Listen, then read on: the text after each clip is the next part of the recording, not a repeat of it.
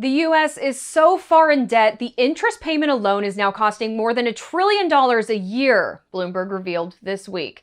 Experts say the soaring debt is an alarm bell for the nation, but I spoke to an economist who has been ringing this bell for decades. I'm kind of outraged, morally outraged. And if you're of a younger generation, you may be too after listening to this interview. Laurence Kotlikoff is a best-selling author and economics professor at Boston University. He even ran for president on the basis that existing politicians won't do what it takes to save our economic future. We need people to know what they're doing. We need engineers to build a bridge over the Chesapeake. We have buffoons, basically in Congress. Kotlikoff is known in economic circles as a pioneer behind generational accounting. That's where you look at the sustainability of fiscal policies, like Social Security, and the financial burden that it places on different generations. And a lot of economists have used a model for the last really 25 years, 30 years, that has this assumption that people actually care about their kids to the point where if they know their kids are going to be in trouble, they save for them. It's not the case. Our older people don't give a damn about it. As a group, they don't give a damn, and I could use stronger language, about you folks. It's all take as you go. You give and we take. There's this profound moment from President Biden's State of the Union address. So tonight, let's all agree, and we apparently are, let's stand up for seniors.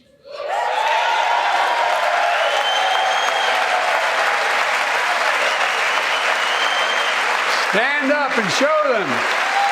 We will not cut Social Security. We will not cut Medicare.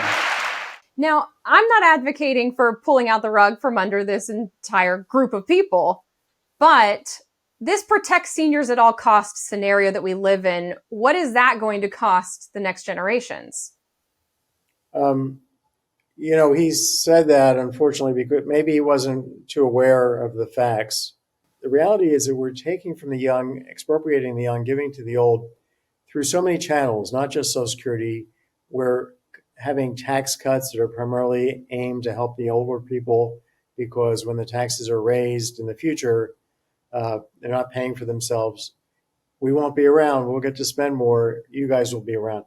We're changing the tax structure to shift it more towards taxing younger people, who have labor income versus, and reducing the taxes on asset income, capital gains breaks and dividend tax breaks.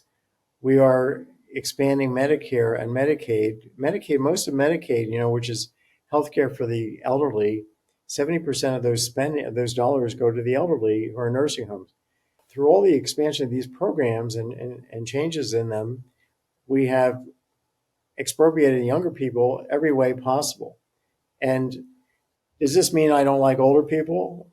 Some of my best friends are older, but we obviously shouldn't be pulling the rug out from under any poor older people, and even lower middle class older people, but to not recognize that we have a massive imbalance, that we're kind of Argentina in the making. Argentina in 1920 had 85% of our per capita GDP. They were almost as rich as we are. Today they have 14%.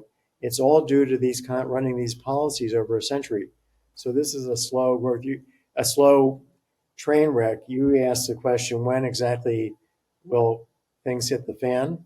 Did Argentina ever have a single crisis that put it down, produced a Great Depression or led everybody to leave the country? No, it's been a series of mini crises through the years, but it doesn't mean there couldn't be a default on U.S. debt or a default on Social Security, because we are really on a rapid pace to go over the cliff. You said that you are outraged. Are you surprised that younger generations aren't more outraged and more outspoken about this system, about how much we're going to be left holding the bag? I'm not all that surprised, because nobody's talking to them about this in these terms, right? Nobody's saying that compared to me and my generation, your generation is going to have 50% higher taxes. We need some people that know what they're talking about here and know the truth. but we have, clowns like Trump and President Biden is also taking Social Security off the table, right? So what's all that about? Does he really understand what he's doing here? I think he would get more votes if he were educated about the problem, and then he actually came out and said this has to be fixed. People would respect him. Uh, they'd say this guy is old enough to tell the truth, as opposed this guy is old enough to know how the game is played. We don't need to get to play the game again. The game we're playing is suicide, economic suicide.